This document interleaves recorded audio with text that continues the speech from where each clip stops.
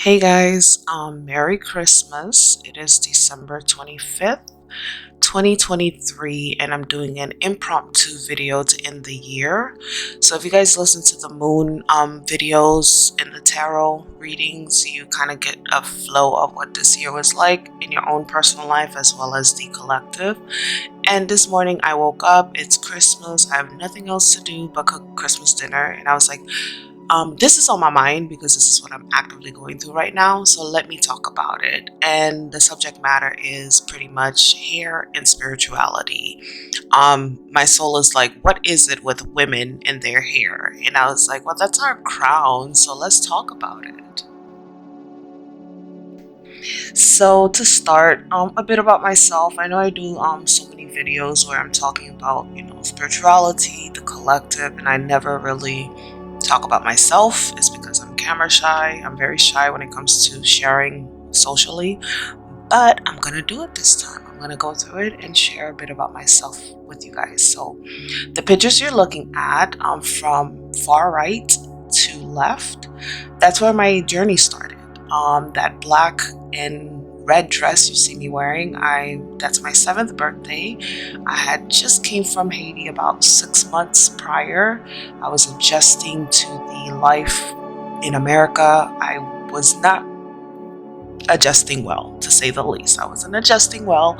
I'm a Haitian girl, born in 6 years, raised in Haiti, and everything about me is Haitian. So as I was coming into the new culture, the new environment, it was completely opposite of what I was accustomed to, and that mean, grim look you see on my face pretty much expresses everything that was going on inside of me. And mind you, this is literally my 7th birthday party, and I'm not smiling, I'm not happy, I'm very angry, I want to go home. That was it, right? So I get to America, and I get to America with a head of fuzzy hair. My mother goes forward with relaxing my hair, which is why you said a little ponytail with the bang, and I didn't like it because I think I had gotten burnt and I didn't like it. And so that was pretty much the start of my hair journey, becoming a woman. Now, from that period up until I turned about 16, I'd gone from the relaxer, bald, the jerry curl, bald, back to the relaxer. And then I think I was like 14 or 15 when I kind of took control over my head. And I started like really paying attention to how, if my hair was a certain way, I felt a certain way. And that created a relationship between me and my head. At that time, I didn't have the language to say my crown chakra, but spiritually, I knew there was a connection between the top of my head and my heart, right? So at the age of 14, I took control of my hair. I remember I had gone, it was Christmas break, I had gone to get my hair braided and styled. My mother didn't like it. She made me remove the hairstyle the same night, even though she paid a grip for it, but it was her money. She could do whatever she want. And so then the interaction between her and I, because I really love my hairstyle, and the interaction between her and I kind of created this discord between us, where it was my first time having control over my crown, being able to do my hair the way I wanted to do it, and she didn't like it, and she made me remove the hairstyle, and I was angry. And I remember the hair was like the braids going back, and it had the little bantu knots all across the middle part of my hair, and then the girl had sewn in the curly hair in the back. It was real pretty to me, and I love my face, so my face was shining, right? But she hated it. So I spent another hour and a half taking the hairstyle down. And at that point, I remember I was sitting looking at myself in the mirror, and I literally wanted to shave my head. I was so angry. And then something within me, which I now call my higher self, was like, nope, don't do that. Let's go wash your hair. We're going to blow dry it. You're going to do a ponytail, and I'm going to show you what to do with the curly hair. And so I washed my hair, dried it, did the ponytail, and then the hair was still curly. And something within me took the curly pieces and brushed them out. And I made this big afro. Unfortunately, back then, this was 1998, there was no real tech. So the pictures I had kind of got destroyed. So I don't have the picture to show. But I had, like, for a year, I wore a ponytail and a big afro on top of my ponytail. So I look like 19, like I was making a statement to my mom, like, this is my hair, I'm gonna wear it the way I want. And she would look at me and just shake her head and laugh. Like, her thoughts were pretty much, you still got a grudge. I'm like, I'm still holding a grudge, I'm still mad at you. And so then after that period, I went off to high school, and she pretty much washed her hands clean, and she was like, well, it's your head, you have full control, do what you want. Now I'm gonna pause real quick so I can switch out the picture. So for the first part of my high school, from about 9th grade to mid 10th grade, I pretty much explored with braids. I was a big fan of Brandy at the time, and I loved the braids that she used to wear. So this bob braid that you see here is pretty much what I wore for like a year and a half. I had a bestie who kind of braided my hair for me. She was a bit older than me, and that was another thing with me. As she would do my hair, she would like talk to me and, like kind of guide and lead me, letting me know, you're young, be careful out here. As you're coming into your age, you're very pretty, you have a beautiful body. Boys are gonna want to do, talk in your ear and do all this nonsense. And for me, I used to love looking forward to going to her house to get my hair braided, only because that was a connection that I'm an only child on my mom's side, so I don't have brothers and sisters, and that was like a sisterly connection. I always held her deep in my heart, because a lot of the advice that she gave me kind of structured who I became as a woman. So now I'm doing my braids. 2000 come around, I'm in the 10th grade, and now me and my cousin, now she has gained control over her crown. So we're playing around with hair. We did crochets, we cut our hair, we played, we colored, we did all kind of things to our hair. Now, the reason I'm bringing this up is, hold on. Now, the reason I'm bringing this up is because this picture right here is me freshman in college. I had fallen backwards, right? I went from the braids to crochets, my hair is grown, and I went back to relaxers. And I wasn't happy. Like, it was something in me that just like, I wasn't feeling the relaxer look. And I kind of did wigs, weaves, sew-ins, glue-ins, and in more ways than one, in about 4 years, all this beautiful hair you see on top of my head, I destroyed it. Just really being lost out here and going with the phases, the fads that everyone were doing with their hair. I fell into that trap, and I kind of destroyed my hair. I had gone to the point where I had like dips and bumps on my head from gluing hair and sewing hair too tight. I ruined my scalp, right? But lucky for me, I was still young, and grace was still falling all over me, and every time I made a mistake, my hair grew back. Watch this. So the series of photos you're looking at are my period from young lady to motherhood. So the picture to the far left with the bang in the hair, that's a weave, and my hair had grown while I was pregnant with my son. This is like April 2008. However, I was still in the process of wearing weaves and different hairstyles. So that's me about, what is this, 6 months postpartum. That's 6 months after my firstborn was in my life.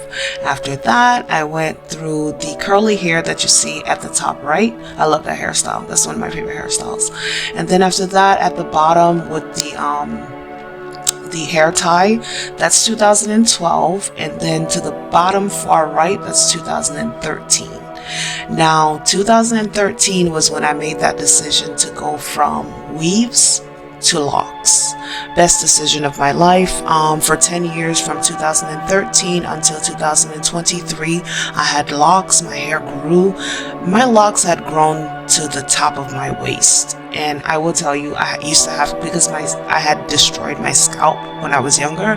My scalp was very sensitive, and so my roots were thinning out as the locks were growing longer. So like every month, every 2 months, I would have to trim the locks just to like bring them to my upper back or my mid back, because the heaviness and the weight on my roots was causing my roots to thin, right? So that's pretty much that period. That's from 2008, 7, 8 until 2013. We're going to get into the core of this video real soon. I wanted to give you guys a little background of my journey and why this video is so important to me. So Remember, I had already been a mother. My firstborn was a son. Being pregnant with him and the joys of my body just relishing in pregnancy was just ridiculous. And also, I was young. I was 23 when I was pregnant with him.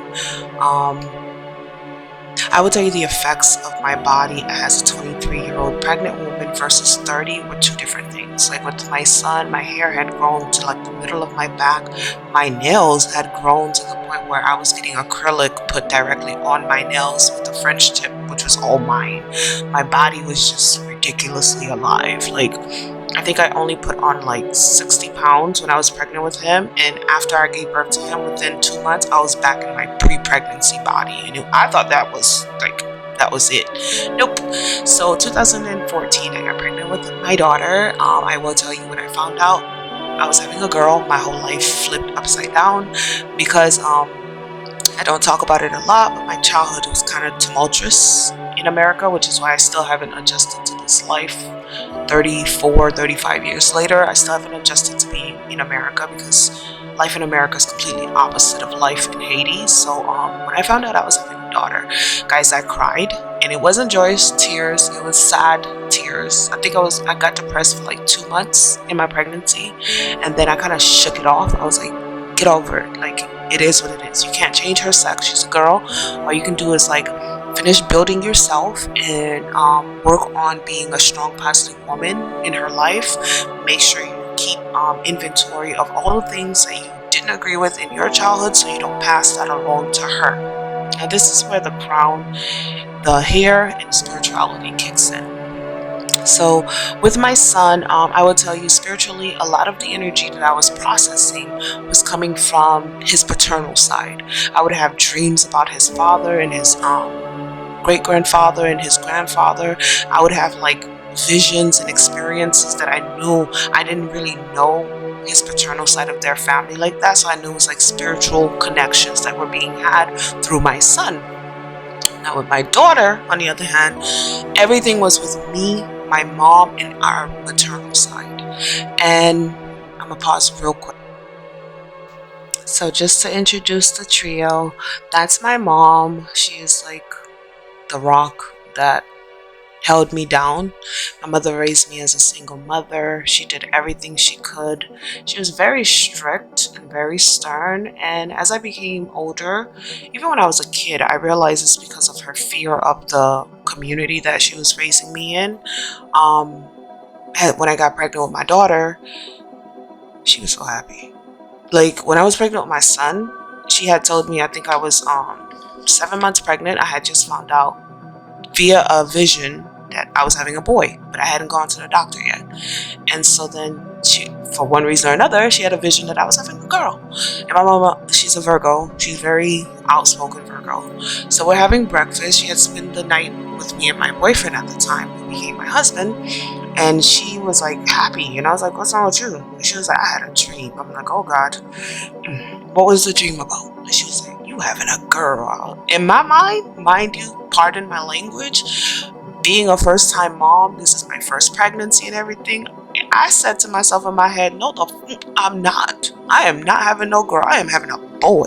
And she was like, how do you know you're having a boy? I was like, well, I had a vision yesterday. Last night, I fell asleep real nice, even though he was kicking me like crazy. And I went into a deep, lucid, vivid dream.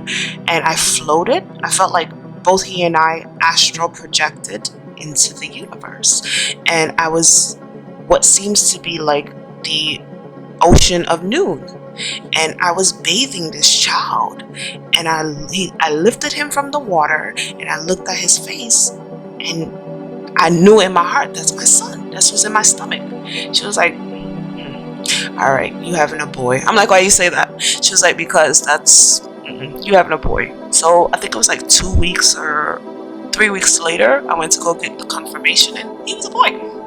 And I will not lie to you, the way I saw him in the vision is exactly how his face looked when he was born. And I was like, yes, I got my baby boy. I'm good. Now, fast forward to 2014. I'm having a daughter. My mom is like, she's giving me the same speech from when I was turning a teenager. You know, you're having a girl now. You have to carry yourself accordingly. accordingly, blah, blah, blah. And I'm listening to everything she's saying. But at that time, I was also going through my spiritual growth. Between the years of 2019 and 2022, the collective called it the download. I was going through mine in 2014 as I was pregnant, and I would have these vivid dreams and memories of what it felt like to be a little girl, who I was as a little girl. And then now my mind and my soul, the way they operate together is my mind could be like the computer and my soul is the operating system. So they're trying to integrate this new lifestyle that we're going to incorporate, because she's not my firstborn, she's my secondborn. So my firstborn still has to feel as valued as he felt when he was by himself. But my secondborn, also being a girl, we have to create a structure and a platform for her to express herself. So now look at me. I gave birth to one of the most beautiful spiritual little girls that I've ever met in my life. This little girl came out of the belly, just an angel on earth. By the time she could talk, she was telling me all of these stories about previous lives that she's lived. She was telling me things that, like, literally, when I Googled them, they were historic facts. That put me on pause, because I was like, she's been here before. And she was like, I've been here before. It wasn't like this the last time. The last time, and what she described to me, still now I'm processing it, it seemed like the last 200 years. I don't want to say that S word, but it seemed like the colonialism era. Because she described horses, brown clothes. She was like, we wore these brown clothes. And I was like, this girl talking about the time that we still trying to fight to get out of. Okay, I said, you been here before. And she talks about so many things, right?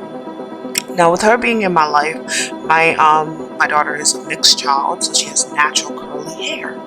When she turned 6 years old, she told me, Mom, I want to lock my hair like you. My first reaction was, nope, we're not doing that. For 3 months straight, she kept nagging me, like, I want to lock my hair. I need to lock my hair. I didn't know why. So finally, it was May of 2020, we locked her hair. And her hair grew like crazy. As we locked her hair, I just remember feeling a level of peace that was just like, I think my baby know what she's doing in this world. I don't think it's a situation where I have to work so hard to teach her who she is, or who I am, or who my mom is. I think something happened along the lines of my grandmother or my great-grandmother, where we got it right, and that Akashic record is being passed on through the maternal side in a clean way, where we don't have to keep reminding ourselves of who we are. Now I'm going to switch the picture, so I have to pause. So this is us, you guys. To the far left, that picture with the pink unicorn, that's my daughter. This picture was taken last year as school was coming to a close. The two at the top right were taken in 2021, and the one at the bottom, that's my son. That picture was taken last year on my birthday. We went to go celebrate my birthday. So I just wanted to show you guys my little family and introduce myself properly. So to continue with the story, so we lock her hair. Now her hair was this big, you know what, hold on, just so you guys can get the idea of what I'm talking about. So that's her at the bottom left, or your left, my right, your left, one of those. And as you can see, she has this is 2019. She has this big head of big beautiful curly hair, and I'm just like, that's the hair she wanted me to lock. Now if I was one of those mothers who vicariously lived through my children, I would have scolded her, and that's the point where I realized I would have stunted her spiritual growth.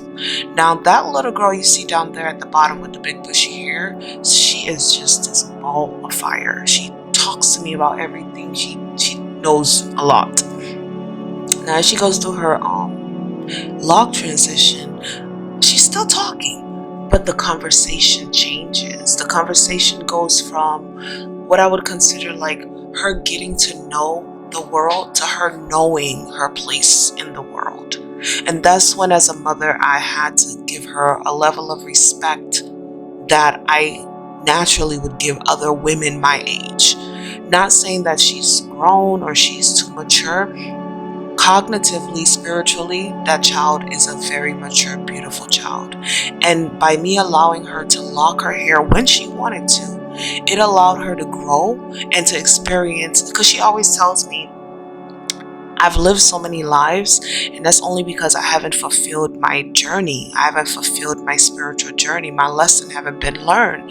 And I remember she was 4 when she first said that, and I asked her, what can I do as your mom to help you finish off this learning process? Like, what do you need from me? And she said it verbatim. Always, I'm telling you who I am. I'm telling you my story. Always remind me of who I am. I've already lived so many lives. I know I have to go through the teenage years, the 20s, the 30s, the 40s. As long as you're in my life, mom, always remind me of who I am. And I was like, challenge accepted. I will always remind you of who you are. I will never let you falter.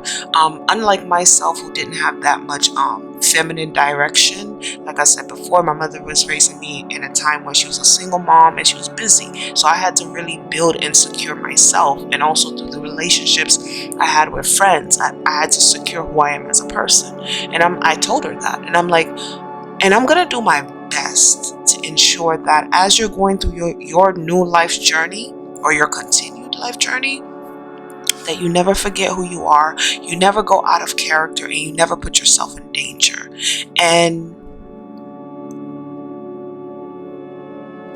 in all actuality, as a mother, I feel like that's our responsibility as women. That's our responsibility to our daughters, our sons, our nieces and nephews, all the loved ones in our lives.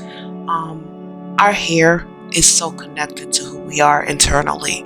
You can have an emotional connection to your hair, a spiritual connection to your hair, a metaphysical connection to your hair. But as you're going through your journey, allow your kids to experience theirs. Don't ever put on yourself that I know best, because I always teach my children, I don't know you. And I don't mean that in a like get away from me ear type of way. It's just like spiritually, I'm getting to know you as much as I'm getting to know myself.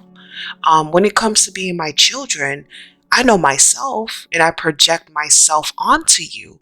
But until you start expressing who you are to me, I don't really know who you are. And it's an honor. I always tell them that since they were babies. It's truly an honor to meet you. And thank you so much for choosing me to be your mom. You could have been anyone's child and you chose me, and I'm honored. And I will always do everything within my power to make you feel safe, secure, and to allow your life journey, your spiritual journey, to continue on the path that it needs to continue on.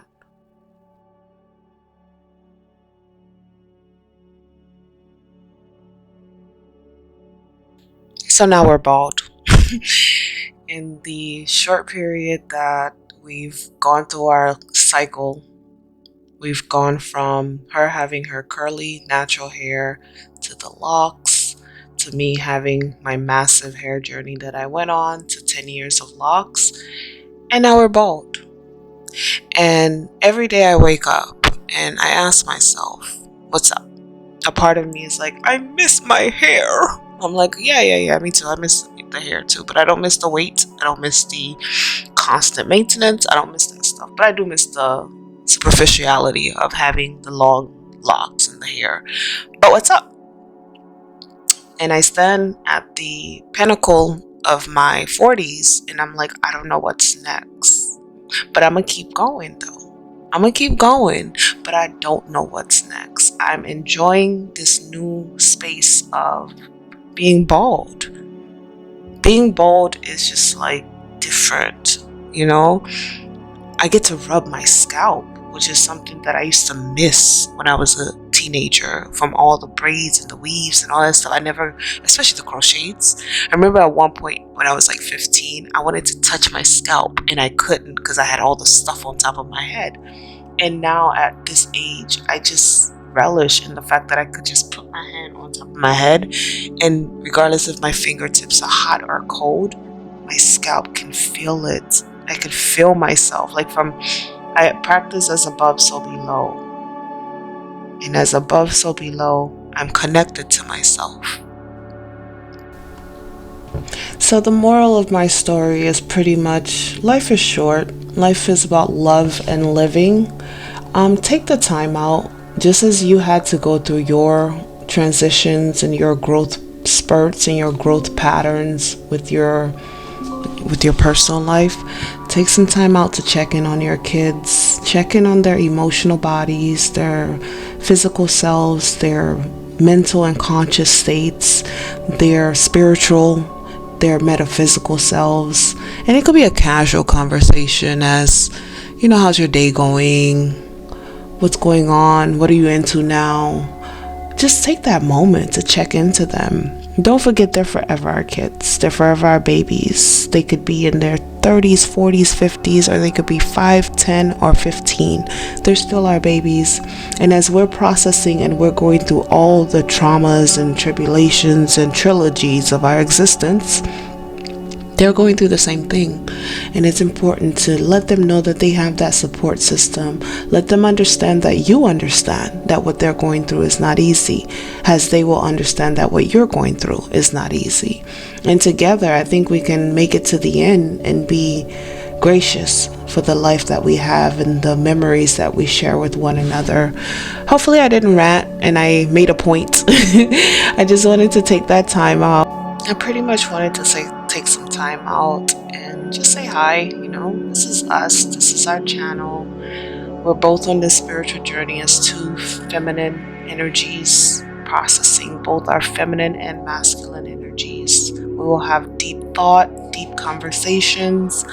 Some videos will be more general than others, but I really wanted to take that time out to say hi, guys. Thank you for the support. Thank you for the subscriptions. Thank you for the likes. Thank you for listening. Thank you for the comments. And also, Merry Christmas. And I look forward to talking to you guys in the new year. Bye.